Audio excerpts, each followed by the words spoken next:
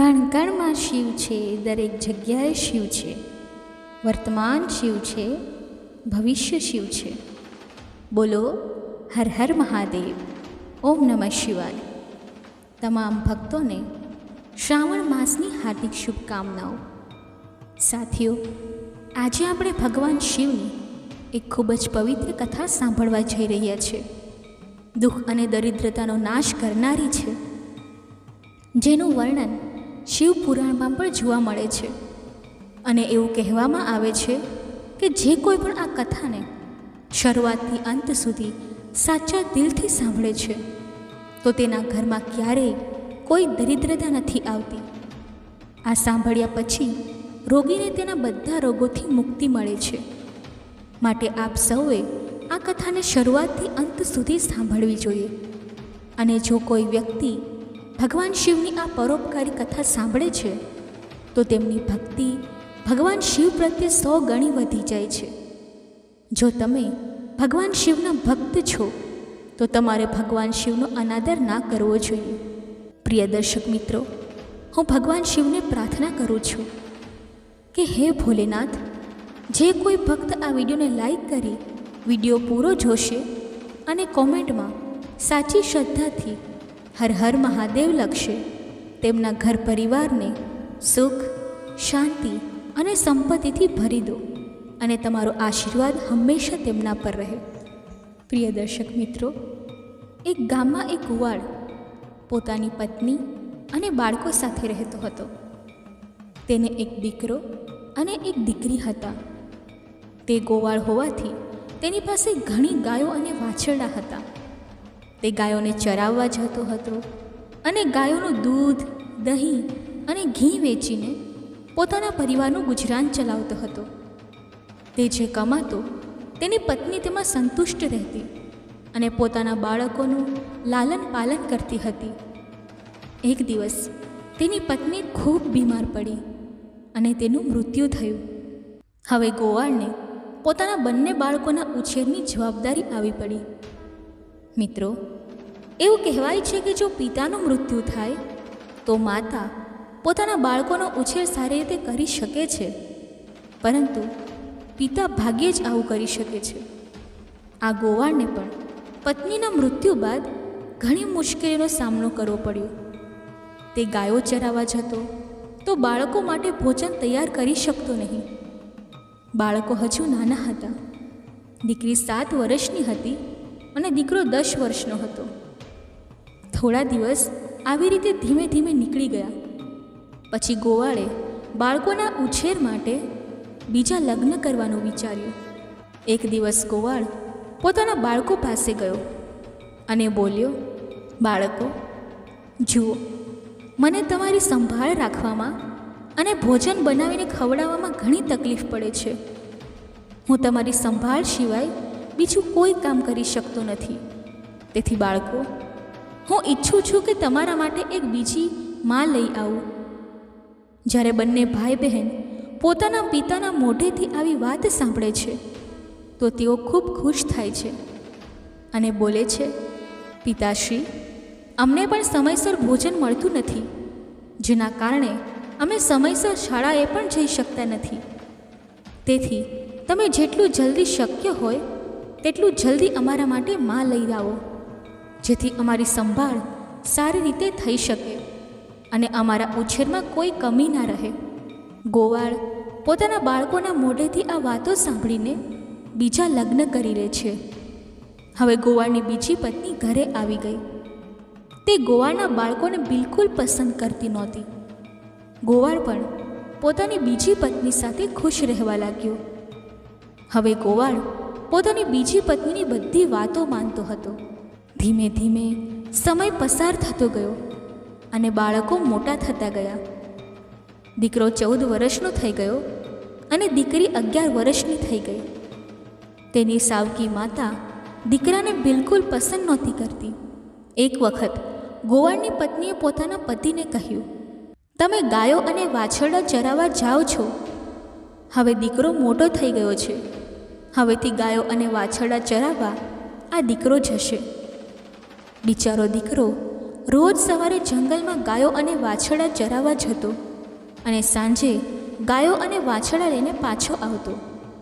આ બાજુ દીકરી પણ મોટી થઈ ગઈ હતી. તે ઘરનું બધું કામ કરતી અને ભોજન બનાવતી, તેમજ પોતાના ભાઈને પોતાના હાથે ભોજન ખવડાવતી હતી. તે દીકરી ભગવાન શિવની પરમ ભક્ત હતી. તે રોજ ભગવાન શિવની પૂજા અર્ચના કરતી હતી. બંને ભાઈ બહેન એકબીજાને ખૂબ પ્રેમ કરતા હતા અને એકબીજા સાથે વાતો કરતા હતા કે ખબર નહીં આપણા પિતાજીને શું થઈ ગયું છે. જ્યારથી તેમણે આપણા માટે બીજી માં લાવી છે ત્યારથી તેઓ આપણા પર બિલકુલ ધ્યાન નથી આપતા, અને જ્યારથી આપણી માતાનું મૃત્યુ થયું છે ત્યારથી આપણા જીવનમાં કેટલા દુઃખ અને કષ્ટો આવી ગયા છે. ત્યારે બહેન પોતાના ભાઈને સમજાવતી અને કહેતી, ભાઈ તું બિલકુલ ચિંતા ન કર, તારી બહેન હજુ જીવે છે, તું કોઈ વાતની ચિંતા ના કર. આમ કહીને તે પોતાના ભાઈના હાથમાં એક દોરો બાંધી દે છે. પછી ભાઈ બોલે છે, બહેન મને માતાની ખૂબ યાદ આવે છે. જો આજે આપણી માતા હોત તો તે આપણને કેટલા પ્રેમથી ભોજન ખવડાવત. બંને ભાઈ બહેન પોતાની માતાને યાદ કરીને રડવા લાગે છે. આ રીતે દિવસો પસાર થતા રહે છે. એક દિવસ દીકરો ગાયો ચરાવવા જંગલમાં જાય છે. જંગલમાં તેને એક સિંહ મળે છે. દીકરો દોડીને એક ઝાડ પર ચડી જાય છે અને બોલે છે, સિંહ ભાઈ તું મને શા માટે ખાવા માંગે છે? ત્યારે સિંહ બોલે છે, ભાઈ હું ખૂબ ભૂખ્યો છું. જો તું ઈચ્છે છે કે હું તને ના ખાઉં તો તું મને એક ગાય કે વાછરડું આપ, જેને ખાઈને હું મારી ભૂખ શાંત કરી શકું. દીકરાએ કહ્યું, ભાઈ હું મારી બહેનનો એકમાત્ર આધાર છું. મારી બહેન તો રડતા રડતા મરી જશે. મારા પિતા અને સાવકી માતા અમારા પર ઘણો અત્યાચાર કરે છે. હું મારી બહેનની આશા તોડી શકતો નથી. જો તેમ છતાં તું મને ખાવા માંગે છે તો ખાઈ લે, પરંતુ મારી ગાયો અને વાછરડાને ના ખાઈશ, કારણ કે તે માટે મારે મારા માતા પિતાને પૂછવું પડશે. સિંહે કહ્યું, ઠીક છે, તું કાલે તારા માતા પિતાની પરવાનગી લઈને આવ. પછી દીકરો સાંજે ઘરે ગયો અને પોતાના પિતાને કહ્યું, પિતાજી આજે મને જંગલમાં એક સિંહ મળ્યો. હજુ તેની વાત પૂરી થઈ નહોતી કે તેના પિતાએ તેને 2 થપ્પડ મારી દીધી. દીકરો રડવા લાગ્યો. રડતા રડતા તેણે કહ્યું, પિતાજી હું તમને કંઈક કહેવા માગું છું, તમે મારી વાત તો સાંભળો. જેમ તેમ કરીને દીકરાએ પોતાના પિતાને બધી વાત કહી કે જંગલમાં તેને સિંહ મળ્યો હતો અને તે તેને ખાઈ જશે કે પછી ગાય કે વાછરડું ખાઈ જશે. આ બધી વાત તેની સાવકી માતા સાંભળી રહી હતી. તેણે કહ્યું, એક પણ ગાય કે વાછરડું ઓછું થવું જોઈએ નહીં. તને ખબર છે કે કેટલું કિંમતી છે? તેમના દૂધથી જ આપણું ઘર ચાલે છે અને તારા વગર તો અમારું કંઈ બગડવાનું પણ નથી. તેથી સારું છે કે સિંહ તને ખાઈ જાય. બિચારો દીકરો દુઃખી મનથી પોતાની બહેન પાસે ગયો. બહેને તેને ભોજન ખવડાવ્યું અને પૂછ્યું, તું આટલો ઉદાસ કેમ છે? ત્યારે દીકરાએ બધી વાત પોતાની બહેનને કહી. બહેન તેને સમજાવવા લાગી, તું મારા જીવનનો આધાર છે. તારા વગર હું જીવવાનું વિચારી પણ નથી શકતી. જો તને કંઈક થઈ જશે તો હું પણ જીવીશ નહીં. તેથી તું જંગલમાં જા અને એક વાછરડું સિંહને ખાવા માટે આપી દે. જો ગાય જીવતી રહેશે તો બીજું વાછરડું આવી જશે. તેના પિતાએ પણ કહ્યું હતું કે સિંહ તને ખાઈ જશે તો બીજો દીકરો થઈ જશે. આ બધી વાતો બહેને સાંભળી લીધી હતી. ભાઈએ કહ્યું, ઠીક છે. બીજે દિવસે તે જંગલમાં ગયો. સિંહ તેની રાહ જોતો મળ્યો. સિંહે કહ્યું, બોલ, તું તારા માતા પિતાની પરવાનગી લઈને આવ્યો છે કે હું તને ખાઈ જાઉં? દીકરાએ બધી વાત સિંહને કહી અને બોલ્યો, મારી બહેને કહ્યું છે કે તું એક વાછરડું ખાઈ લે. પછી સિંહ વાછરડું લઈને પોતાની ગુફા તરફ ચાલ્યો ગયો. અને દીકરો ખુશી ખુશી ગાયો ચરાવવા લાગ્યો. સાંજે તે ઘરે આવ્યો તો તેના માતા પિતા ગાયો અને વાછરડાની ગણતરી કરવા લાગ્યા. તેમને જાણવા મળ્યું કે એક વાછરડું ઓછું હતું. તેઓ સમજી ગયા કે દીકરાએ તે વાછરડું સિંહને આપી દીધું છે. આ વાતે તેઓ બંને ખૂબ ગુસ્સે થયા અને તેને મારવા લાગ્યા. તેના પિતાએ તેને એટલી લાકડીથી માર્યો કે તે બેહોશ થઈને પડી ગયો. તેની બહેન આ બધું જોતી હતી અને તેને ખૂબ ખરાબ લાગ્યું, પરંતુ તે શું કરી શકે? જ્યારે તેના માતા પિતા ચાલ્યા ગયા ત્યારે બહેને પોતાના ભાઈને ઉઠાવીને ઓરડામાં લઈ ગઈ અને તેના પર પાણીના છાંટા માર્યા. જ્યારે તેને હોશ આવ્યો તો તેણે તેને પાણી પાયું અને ભોજન ખવડાવ્યું. બંને ભાઈ બહેન ઘણી વાર સુધી રડતા રહ્યા. પછી બહેને કહ્યું, ભાઈ, હવે તારું અહીં રહેવું જોખમથી ખાલી નથી. મારી પાસે માતાની આ નિશાની એક વીંટી છે. તું આ વીંટી પહેરી લે અને આ ઘર છોડીને ચાલ્યો જા. જો તું જીવતો રહીશ તો મને આશા રહેશે અને આપણે ક્યારેક ને ક્યારેક જરૂર મળીશું. ભાઈને બહેનની બધી વાત સમજાય, પરંતુ તેણે કહ્યું, બહેન, તું બરાબર કહે છે, પરંતુ હું તને અહીં એકલી છોડીને કેવી રીતે જઈ શકું? માતા તારા પર પણ અત્યાચાર કરે છે, બધું કામ કરાવે છે અને તને મારે પણ છે. બહેને કહ્યું, ભાઈ, જો તું સુરક્ષિત રહીશ તો હું બધું સહન કરી લઈશ, પરંતુ તું અહીંથી ચાલ્યો જા.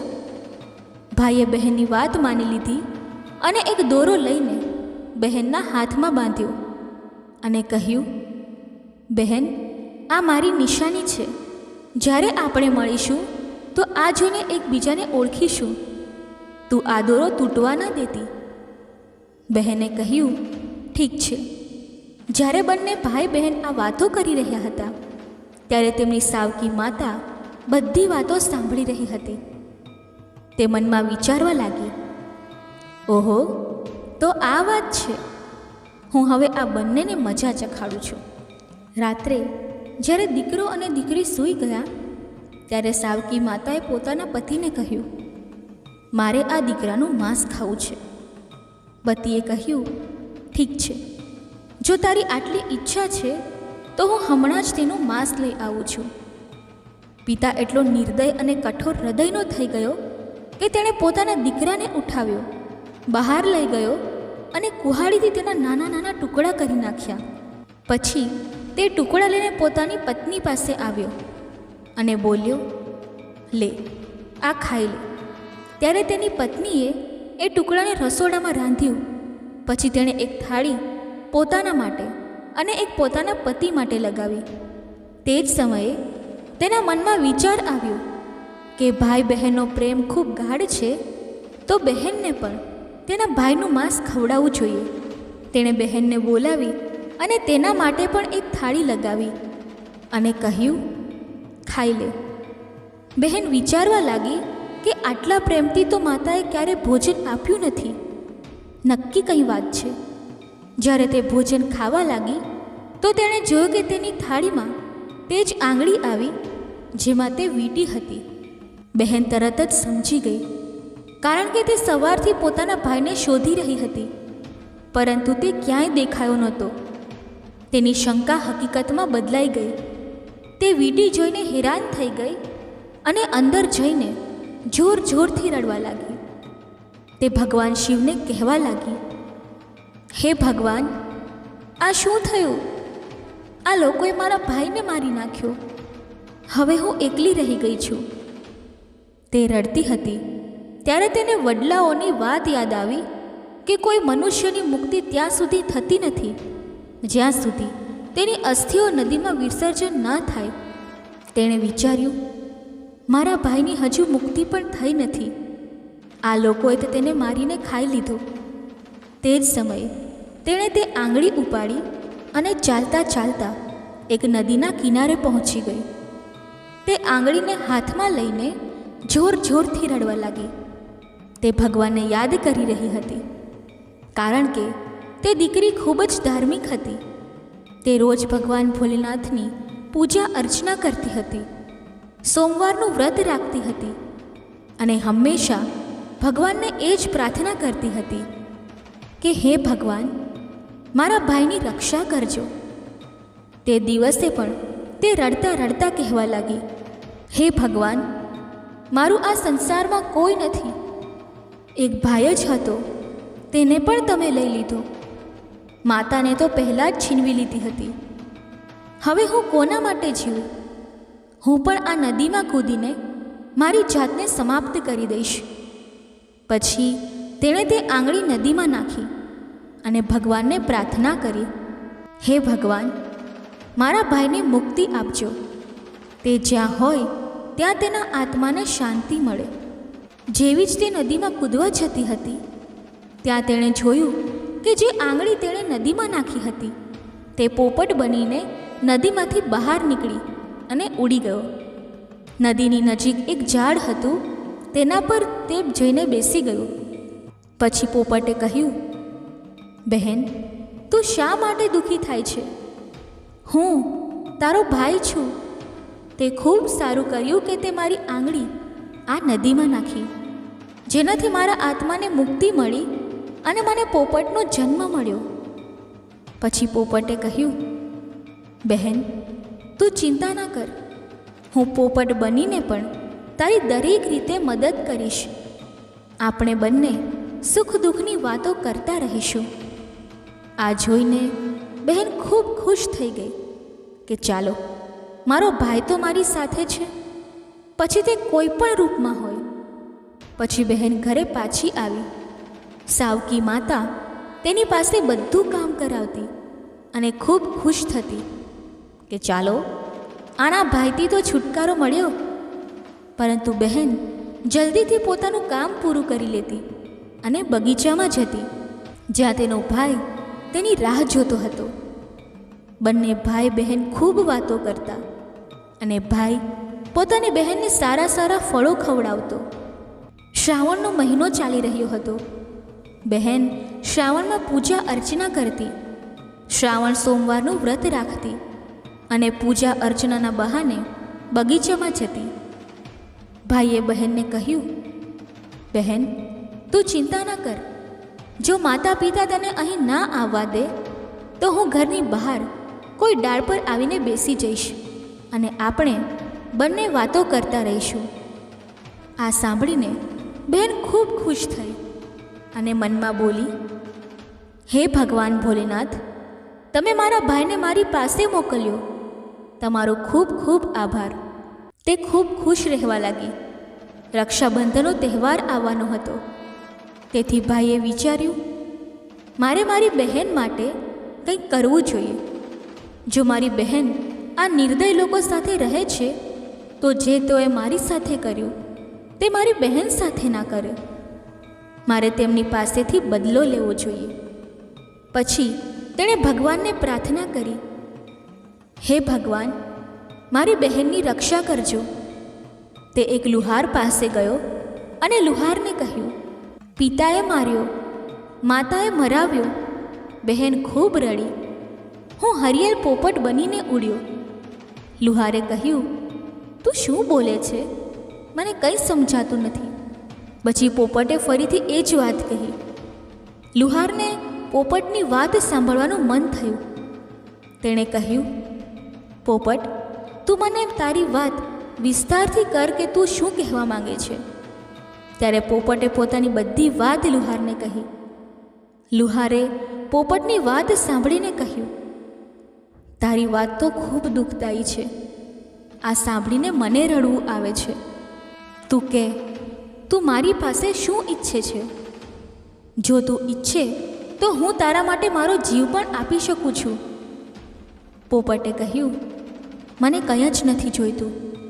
બસ તું મારા માટે એક એવી કટાર બનાવ કે જે તલવારથી પણ તીક્ષ્ણ હોય. લુહારે કહ્યું, ઠીક છે ભાઈ. પછી લુહારે પોપટ માટે કટાર બનાવી. કટાર બની ગઈ તો પોપટે કહ્યું, આ કટારને મારા પીછામાં છુપાવી દે. લુહારે કટાર પોપટના પીછામાં છુપાવી દીધી. પોપટ પાછો ઝાડ પર આવી ગયો. તેણે પોતાની બહેનને આ વિશે કંઈ ના કહ્યું. બહેન તેની સાથે મળી, વાતો કરી, સાથે ભોજન કર્યું અને પછી પાછી ઘરે ગઈ. બીજે દિવસે પોપટ એક સોની પાસે ગયો અને સોનીને પણ એ જ વાતો કહી. પિતાએ માર્યો, માતાએ મરાવ્યો. બહેન ખૂબ રડી. હું હરિયલ પોપટ બનીને ઉડ્યો. સોનીએ કહ્યું, તું શું બોલે છે, મને કંઈ સમજાતું નથી. પોપટે ફરીથી એ જ વાત કહી. સોનીને પણ તેની વાતો જાણવાની ઈચ્છા થઈ. સોનીએ પોપટને કહ્યું, તું મને સીધું કહે કે તું શું કહેવા માંગે છે. પોપટે સોનીને પણ પોતાની બધી વાત કહી. સોનીએ પોપટની બધી વાત સાંભળીને ખૂબ દુઃખ અનુભવ્યું અને તેને ખૂબ હમદર્દી થઈ. સોનીએ કહ્યું, હે પોપટ, કહો, હું તારી શું મદદ કરી શકું છું? પોપટે કહ્યું, ભાઈ, રક્ષાબંધન આવવાની છે. હું મારી બહેનને સોનાના કેટલાક ઘરેણાં આપવા માગું છું. તું મારી બહેન માટે કેટલાક ઘરેણાં બનાવી દે. સોનીએ કહ્યું, બસ આટલી વાત? કહો, શું શું બનાવવાનું છે? પછી સોનીએ તેની બહેન માટે કેટલાક ઘરેણાં બનાવ્યા. પોપટે તેને ખૂબ આભાર માન્યો અને કહ્યું, ભાઈ, આ ઘરેણાં તું મારી ગરદનમાં નાખી દે. સોનીએ ઘરેણાં તેની ગરદનમાં નાખ્યા. પછી પોપટ ઉડીને એ જ ઝાડ પર આવ્યો જ્યાં તે રહેતો હતો. તેણે એ ઘરેણાં ઝાડની બખોલમાં છુપાવી દીધા. પછી રક્ષાબંધનનો તહેવાર આવ્યો. બહેન તેને રાખડી બાંધવા આવી. બંને ભાઈ બહેન ખૂબ ખુશ થયા. પોપટે બધા ઘરેણાં પોતાની બહેનને આપી દીધા. ઘરેણાં મળતા જ બહેન ખૂબ ખુશ થઈ. પછી તેણે પૂછ્યું, ભાઈ, આ ઘરેણાં તને ક્યાંથી મળ્યા? પોપટે કહ્યું, મારો એક મિત્ર છે, તેણે મને બનાવી આપ્યા છે. બહેન ખુશી ખુશી ઘરે ગઈ. જ્યારે સાવકી માતાએ તેને ઘરેણાં પહેરેલી જોઈ તો તે ગુસ્સે થઈ ગઈ અને તેને મારતા બોલી, આ ઘરેણાં તે ક્યાંથી ચોર્યા? બહેને કહ્યું, માં, મેં આ ઘરેણાં ક્યાંયથી ચોર્યા નથી. આ તો મારા ભાઈએ મને આપ્યા છે, જે એક પોપટ છે. તેણે સાવકી માતાને પૂરી વાત ન કહી કે તેનો ભાઈ જ પોપટ બની ગયો છે. તેણે કહ્યું, એક પોપટ છે જે મારી સાથે વાતો કરે છે અને મેં તેને મારો ભાઈ બનાવ્યો છે. તેણે જ મને આ ઘરેણાં આપ્યા છે. સાવકી માતા વિચારવા લાગી કે આવો કયો પોપટ છે જે આનો ભાઈ બની ગયો. એક ભાઈથી તો જેમ તેમ કરીને છુટકારો મળ્યો, હવે આ બીજો ભાઈ ક્યાંથી આવી ગયો? બીજે દિવસે તેની માતા તે પોપટને શોધવા જંગલમાં ગઈ. ત્યાં તેને પોપટ દેખાયો. તેણે પોપટને પકડવાની કોશિશ કરી, પરંતુ પોપટ તેના હાથમાં આવ્યો નહીં. તે થાકીને બેસી ગઈ. થોડીવાર પછી ફરીથી પોપટને પકડવાની કોશિશ કરી, પરંતુ પોપટ તેની પકડમાં આવ્યો નહીં. તે વિચારવા લાગી, આને કેવી રીતે પકડું અને મારી નાખું? આને ભાઈ બનવાનો બહુ શોખ છે. સવારથી સાંજ સુધી તે પોપટને પકડવાની કોશિશ કરતી રહી, પરંતુ પોપટને પકડી શકી નહીં. પછી તે ઘરે આવી અને પોતાનો બધો ગુસ્સો બહેન પર ઉતાર્યો. તેણે બહેન પાસેથી બધા ઘરેણાં પણ છીનવી લીધા. બીજે દિવસે બહેન પોપટને મળવા ગઈ. ત્યારે પોપટે કહ્યું, બહેન, જે ઘરેણાં મેં તને આપ્યા હતા તે ક્યાં છે? બહેને કહ્યું, ભાઈ, એ ઘરેણાં તો માતાએ છીનવી લીધા છે. આ સાંભળીને પોપટને ખૂબ ગુસ્સો આવ્યો અને તેણે કહ્યું, બસ, હવે આ લોકોના પાપનો ઘડો ભરાઈ ગયો છે. હવે તેમને સજા મળવી જ જોઈએ. પછી પોપટ ઘરની બહાર એક ઝાડની ડાળ પર બેસી ગયો અને રાહ જોવા લાગ્યો કે તેના માતા પિતા ક્યારે બહાર નીકળે. બહેન બહાર કોઈ કામ કરી રહી હતી. ત્યારે તેની માતા તેને કોઈ વાતે ઠપકો આપી રહી હતી અને તેને મારી રહી હતી. તે જ સમયે તેનો પિતા પણ બહાર આવ્યો અને બહેનને મારવા લાગ્યો. આ બધું પોપટ ઝાડ પર બેસીને જોતો હતો.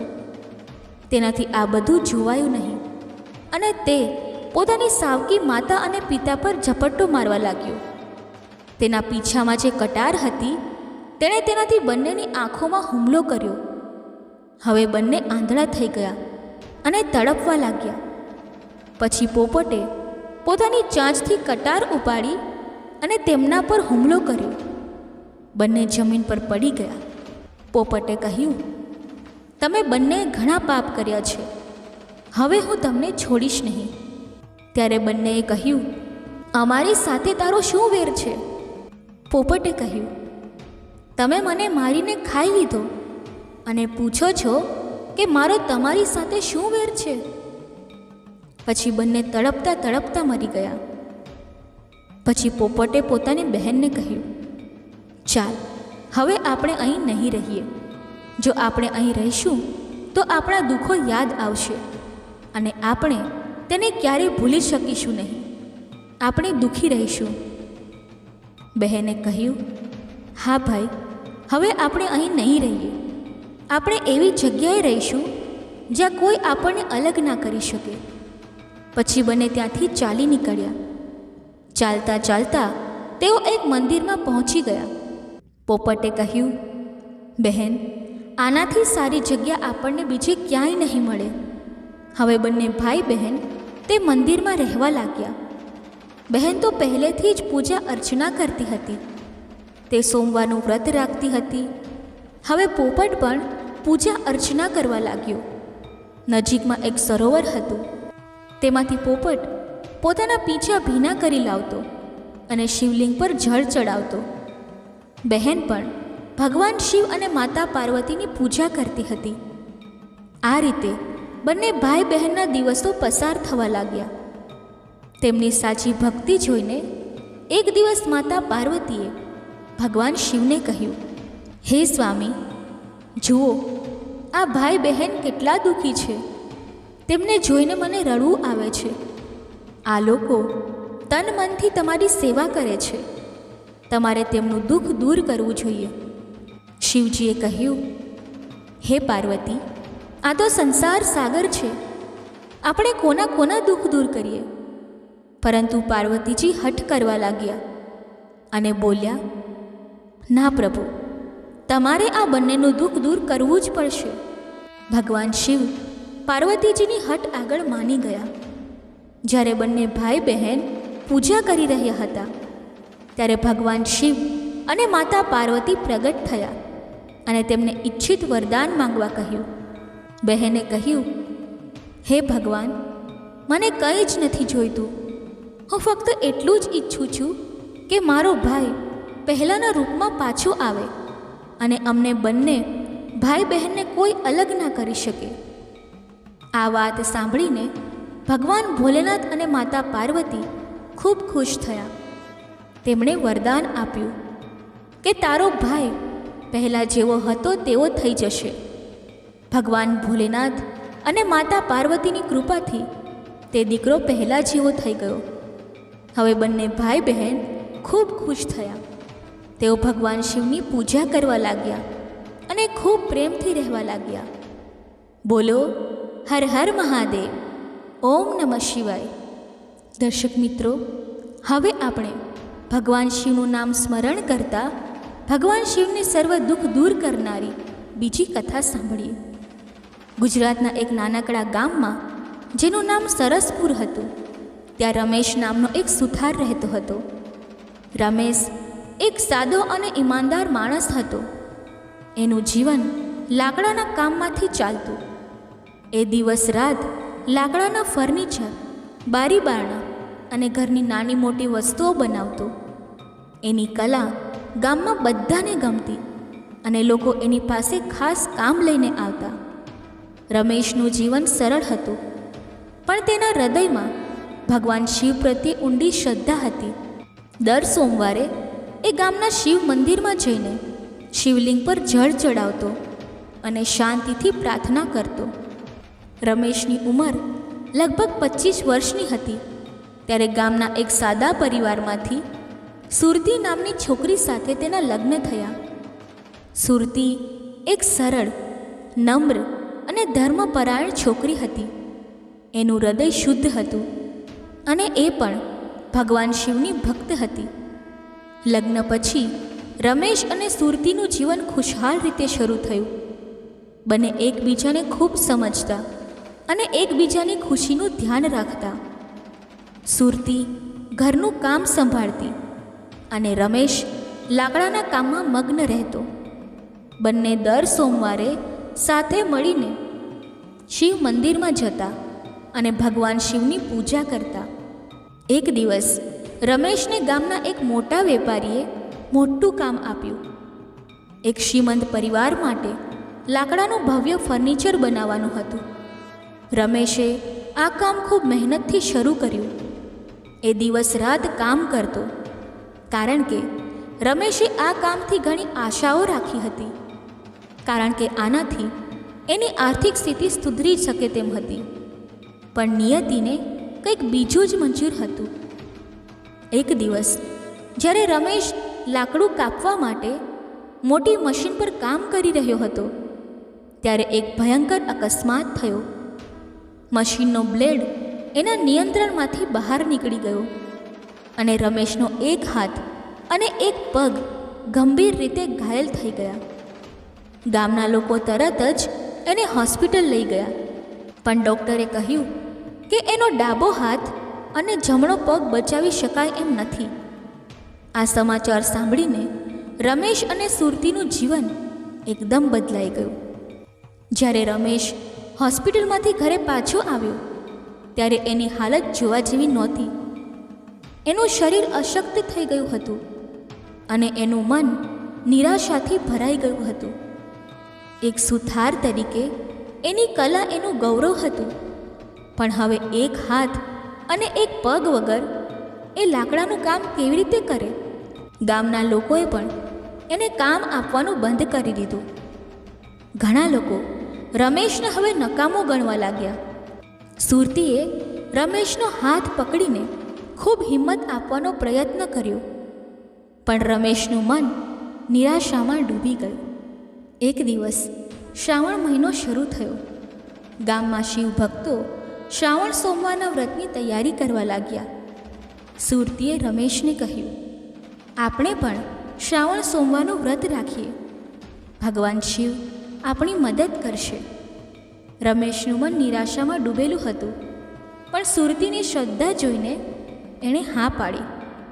બંનેએ પહેલા સોમવારે શિવ મંદિરમાં જઈને પૂજા કરી. રમેશે શિવલિંગ પર જળ ચડાવ્યું અને મનોમન પ્રાર્થના કરી, હે ભગવાન શિવ, મને હિંમત આપો કે હું ફરીથી મારું જીવન શરૂ કરી શકું. પૂજા પછી રમેશે નક્કી કર્યું કે એ ફરીથી લાકડાનું કામ શરૂ કરશે. એણે એક નાનું લાકડાનું શિવલિંગ બનાવવાનો પ્રયત્ન કર્યો, પણ એક હાથે કામ કરવું ખૂબ મુશ્કેલ હતું. એની આંગળીઓ લાકડા પર ચાલતી નહોતી અને શિવલિંગનો આકાર બગડી જતો. રમેશ નિરાશ થઈ ગયો, પણ સુરતીએ એને હિંમત આપી. એણે કહ્યું, રમેશ, ભગવાન શિવ તમારી ભક્તિ જોશે, નહીં કે તમારું કામ પૂર્ણ છે કે નહીં. રમેશે ફરી પ્રયત્ન કરવાનું નક્કી કર્યું, પણ હવે એને ગામના લોકોની ઉપેક્ષા સહન કરવી પડતી હતી. ઘણા લોકો એની મજાક ઉડાવતા હતા. એક હાથે તો વળી શું બનાવી શકશે?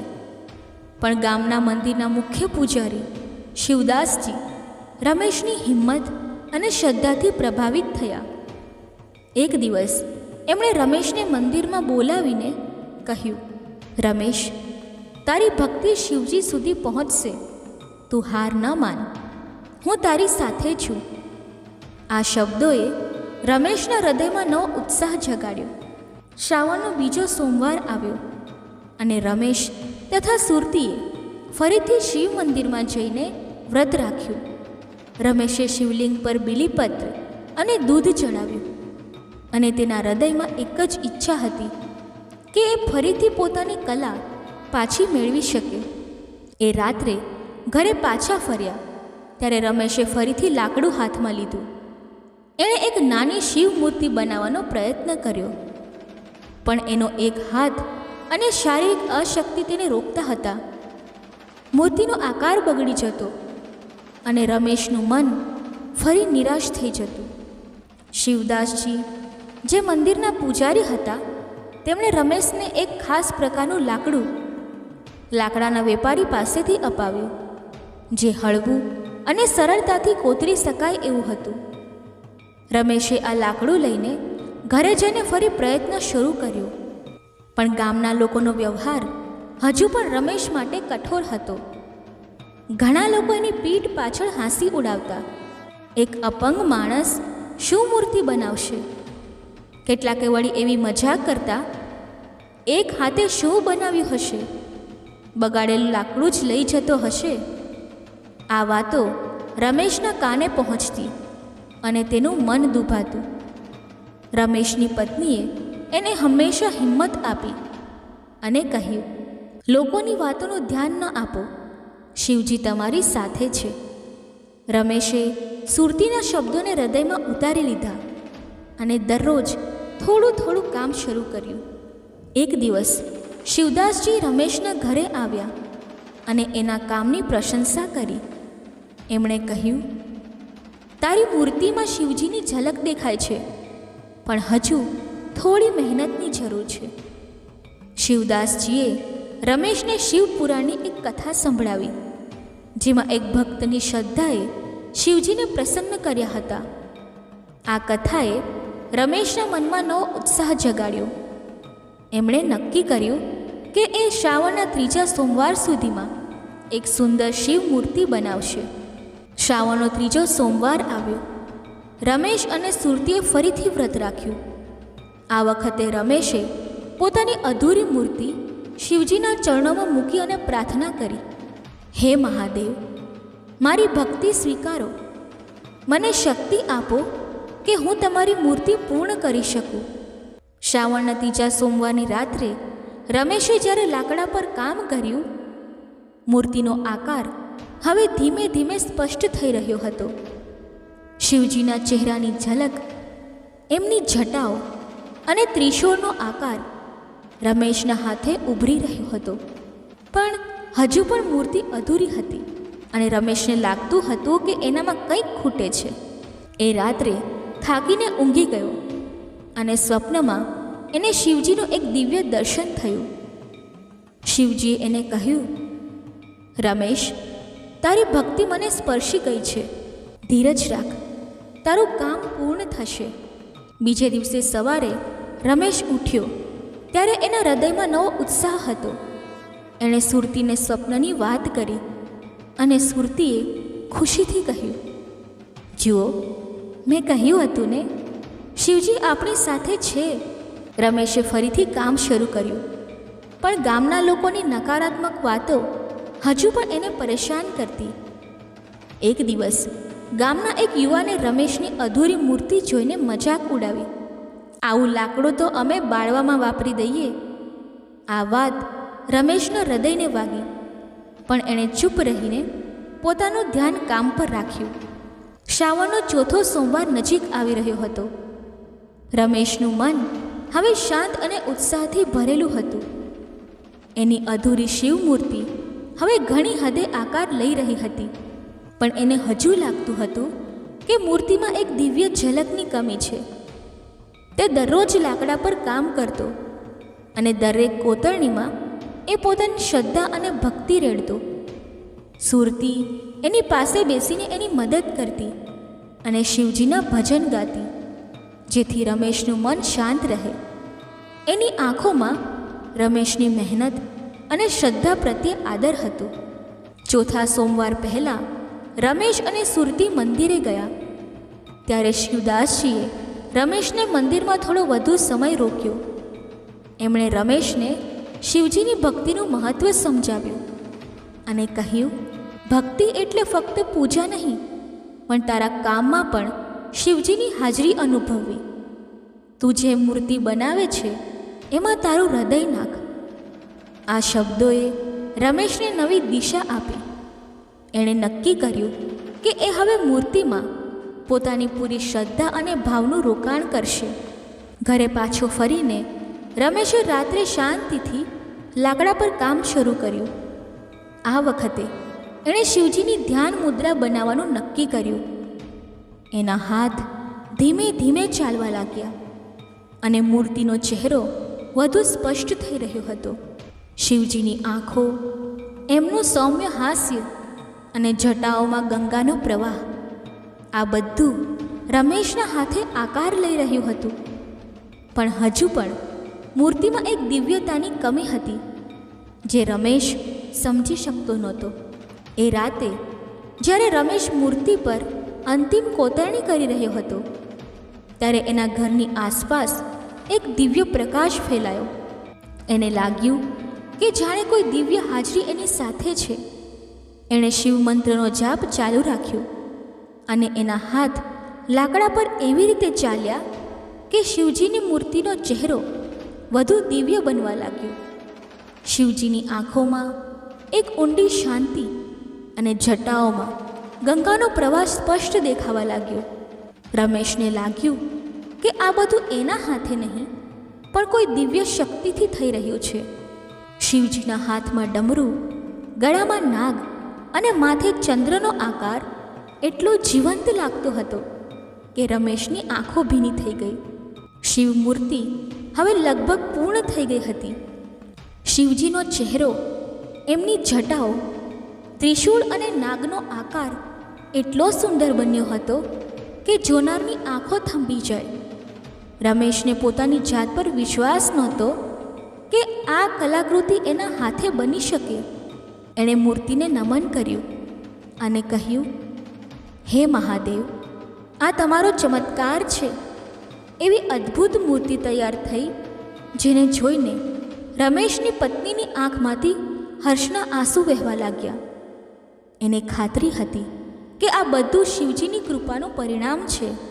બીજે દિવસે રમેશે મૂર્તિને મંદિરમાં લઈ જવાની તૈયારી શરૂ કરી. સુરતીએ મૂર્તિને ફૂલોની માળાથી સજાવી અને બંને મંદિર તરફ નીકળ્યા. રસ્તામાં ગામના લોકો એમની તરફ જોવા લાગ્યા અને કેટલાકે એમની સાથે ચાલવાનું શરૂ કર્યું. શિવદાસજીએ મંદિરમાં રમેશનું સ્વાગત કર્યું. શિવદાસજીએ રમેશની મૂર્તિ જોઈ અને એમની આંખો ચમકી ઉઠી. એમણે કહ્યું, રમેશ, આ મૂર્તિમાં શિવજીની દિવ્યતા ઝળકે છે. તું ખરેખર શિવજીનો સાચો ભક્ત છે. શિવદાસજીએ રમેશને મૂર્તિને શિવલિંગની સામે મૂકવા કહ્યું. જ્યારે શિવદાસજીએ મૂર્તિ પરથી કપડું હટાવ્યું ત્યારે મંદિરમાં હાજર બધા લોકોની આંખો આશ્ચર્યથી ફાટી ગઈ. મૂર્તિ એટલી દિવ્ય હતી કે જાણે શિવજી સ્વયં ત્યાં બિરાજમાન હોય. શિવદાસજીએ ગામના લોકોને કહ્યું, આ મૂર્તિ રમેશની ભક્તિ અને શિવજીની કૃપાનું પરિણામ છે. એની હિંમત અને શ્રદ્ધાએ આજે આપણને શિવજીના દર્શન કરાવ્યા. ગામના લોકો જે રમેશની મજાક ઉડાવતા હતા હવે શરમાઈ ગયા. ઘણા લોકોએ રમેશ પાસે આવીને માફી માંગી અને તેની પ્રશંસા કરી. ગામમાં ઉત્સવનો માહોલ હતો કારણ કે શિવદાસજીએ રમેશની મૂર્તિને મંદિરમાં સ્થાપિત કરવાની જાહેરાત કરી હતી. ગામના લોકો મંદિરમાં ભેગા થયા અને શિવજીની આરતીનો ગુંજન ચારેકોર ફેલાયો. રમેશ અને સુરતીએ સાથે મળીને વ્રત પૂર્ણ કર્યું અને મૂર્તિની પૂજા કરી. શિવદાસજીએ મૂર્તિને શિવલિંગની બાજુમાં સ્થાપિત કરી અને એક ભવ્ય પૂજા યોજાઈ. મંદિરમાં શિવજીના નામનો જયઘોષ ગુંજી ઉઠ્યો. ગામના લોકો હવે રમેશને એક સાચા શિવભક્ત તરીકે જોવા લાગ્યા. એમના મનમાં રમેશ પ્રત્યે આદર જાગ્યો અને ઘણા લોકોએ એની પાસે લાકડાના કામ માટે ઓર્ડર આપવાનું શરૂ કર્યું. રમેશની આર્થિક સ્થિતિ ધીમે ધીમે સુધરવા લાગી. સુરતીએ રમેશને કહ્યું, જુઓ, શિવજીએ આપણી બધી ચિંતાઓ દૂર કરી દીધી.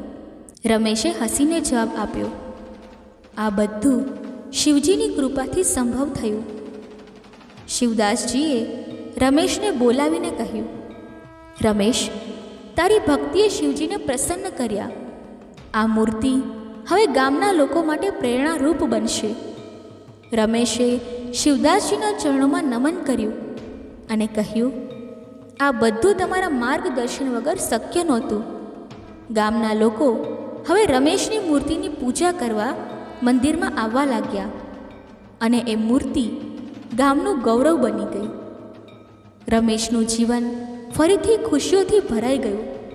એની મૂર્તિની ખ્યાતિ આજુબાજુના ગામોમાં પણ ફેલાઈ ગઈ. લોકો દૂર દૂરથી મંદિરમાં શિવજીના દર્શન કરવા આવવા લાગ્યા. રમેશને હવે લાકડાના કામ માટે ઘણા ઓર્ડર મળવા લાગ્યા અને એણે એક હાથે પણ પોતાની કલાને નવી ઊંચાઈઓ આપી. એની આર્થિક સ્થિતિ સુધરી અને એણે સુરતી સાથે મળીને ગામના ગરીબ લોકોની મદદ કરવાનું શરૂ કર્યું. હે ભગવાન શિવ, જેવા તમે રમેશને ફળ્યા એવા વ્રત કરનાર, કથા કહેનાર, કથા સાંભળનાર સૌને ફળજો. દર્શક મિત્રો, કથા બોલતી વખતે જો મારાથી કોઈ ભૂલ થઈ હોય તો હું ક્ષમા માગું છું અને આશા રાખું છું કે તમને આ કથા પસંદ આવી હશે. જો આ કથા તમને પસંદ આવી હોય તો વિડીયોને લાઈક કરી ચેનલને સબસ્ક્રાઈબ અવશ્ય કરજો અને કોમેન્ટ બોક્સમાં હર હર મહાદેવ અવશ્ય લખજો. ધન્યવાદ.